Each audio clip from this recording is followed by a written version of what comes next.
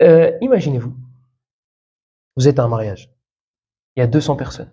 Mariage sunna, etc. Il n'y a pas d'hommes, il n'y a pas de femmes mélangées. Mariage sunna. Et on vous demande de préparer un petit discours de 5-10 minutes sur le sujet que vous voulez. D'accord? Vous préparez le sujet, vous dites c'est quoi l'importance de la prière et de prier à l'heure. Parce que les musulmans, ils sont... De toute façon, quel que soit le sujet que vous allez préparer sur l'islam, les musulmans, ils sont... Mais là, on va dire que c'est un des trucs les plus importants. Vu que c'est venu juste après la foi, la prière est venue juste après la foi.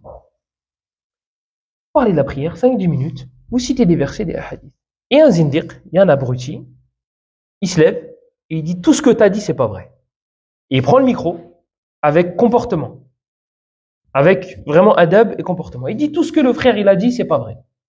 D'accord? Il cite des versets. Avec le nom des soirs. Il te dit ce verset-là, il te dit ce verset-là, il est dans telle sourate. Les hadiths, il te les cite avec les chaînes de transmission. Pour contredire le fait qu'il faille prier à l'heure. Et ensuite, il dit, celui qui veut me contredire, le micro, il est là. Imaginez-vous, vous êtes à ce mariage-là, déjà vous en prenez pour votre ego et votre estime, il m'a hachem devant tout le monde. Mais en plus de, mais le truc le plus grave, c'est qu'il a parlé sur la religion d'Allah, en ma présence, sans que je puisse faire quoi que ce soit. Imaginez-vous. Qu'est-ce que vous allez faire? Vous savez, moi, cette image-là, c'est comme Tyson, Mike Tyson. Il a un élève, il prend le micro, et il dit, moi, ça fait 15 ans que je m'entraîne avec Tyson, je suis dans l'ombre, je me bats jamais, etc., etc. Et aujourd'hui, je sors. Qui veut se battre contre moi? Là, on va faire comme en classe. Vous savez, quand on voulait pas être interrogé, on baissait la tête. On va faire comme ça. On va baisser la tête. Non, 15 ans. Tyson. Ouais, j'ai peur de personne, etc. Ça, je le dis devant mes potes. Mais s'entraîner 15 ans avec Tyson, là. Là, c'est la même chose. Vous en avez un, il vous a cité des versets. Il vous a cité des hadiths avec les chaînes de transmission. Là, tu te dis, punaise, doit être trop fort. Imaginez-vous. Ça, c'est le cas, on va dire, négatif. Mais on va être optimiste, hein. Et on va dire que, masha'Allah, vous êtes tous des mémorisateurs. Vous allez vous regarder.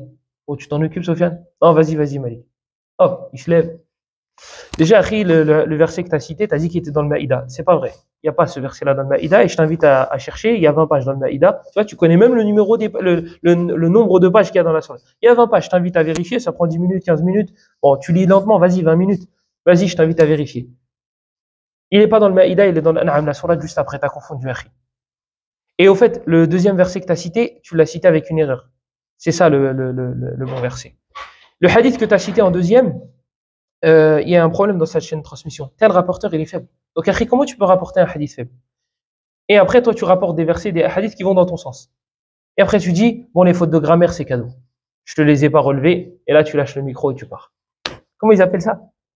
Ma femme me l'a dit tout à l'heure. Attendez, je l'ai. Mic drop. Tu lâches le micro et tu pars. Là, tu lâches le micro et tu pars. Et tu dis, tiens, Akhi, si t'as un problème, tu peux reprendre le micro. D'ailleurs, les autres aussi, hein. Celui qui veut prendre le micro. Et tu te rassois à ta place et tu manges, et l'autre, il les a là. Normalement, on a une armée de musulmans comme ça. Une armée de musulmans qui sont prêts, dès qu'il y en a un qui ouvre sa bouche sur la religion, on se lève. On se lève, on dit, Akhi, tu t'es trompé. Ça, c'est faux. Et ça, ce que tu as dit, c'est pas dans tel livre. C'est dans tel livre. Et ça, là, ce que tu as cité, tu as dit que tel savant, il disait ça, c'est pas vrai. Et Akhi, il a cité cet avis-là, mais il ne l'a pas dit. Il ne s'est pas approprié. Il l'a cité. Et là, tu viens et t'écrases. Mais t'écrases, pas pour ton ego. T'écrases pour la religion d'Allah. T'écrases pour défendre la religion d'Allah. Et comme ça, dans ton livre, quand tu rencontres Allah, dans ton livre d'action, il y a, j'ai défendu la religion d'Allah parce que. Et avec tel argument, et avec tel argument.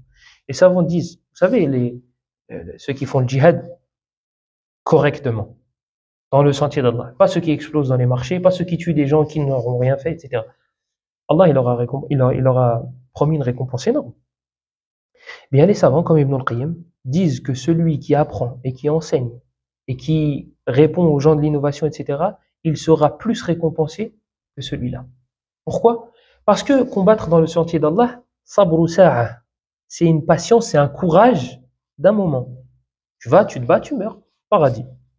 Celui qui apprend, qui révise, qui enseigne, qui débat, c'est un combat de toute une vie. Ça s'arrête pas 1 heure, 2 heures, 3 heures. Et d'ailleurs, ceux qui ont pris cet avis-là, parmi ceux qui ont pris cet avis-là, le Cheikh Ibn Baz, rahimahullah, Cheikh Abdelaziz ibn Abdullah ibn Baz, rahimahullah, il a cet avis-là aussi. Et il a précédé à cela, et comme je vous ai dit, Ibn Qayyim, rahimahullah. Et c'est logique. C'est un combat de toute une vie. Toi, tu te bats contre ceux qui parlent sur toi, ceux qui inventent des légendes contre toi, etc., etc. Tu apprends, tu révises, etc. Celui qui fait le combat, celui qui se bat dans le sentier d'Allah, c'est une patience d'un moment, c'est un courage d'un moment. On dit pas que c'est rien, non. C'est très courageux, c'est très noble, etc. Mais c'est un court moment. L'autre, c'est un combat de toute une vie. Peut-être qu'il va rester en vie 50 ans. Wa alaykoum salam wa rahmatullahi wa barakatuh. Peut-être qu'il va rester en vie 50 ans. Et ben, pendant 50 ans, il va apprendre, il va réviser, il va débattre, il va annuler la vie de tel, et peut-être qu'il va se faire, entre guillemets, martyriser physiquement, comme certains savants ont été frappés. L'imam Malik, l'imam Ahmed, etc., etc., etc. Et on va voir l'imam al-Bukhari, rahimahullah, jusqu'à ce que c'est arrivé à un point où il a fait une dua pour mourir. Vous allez voir en temps et en heure.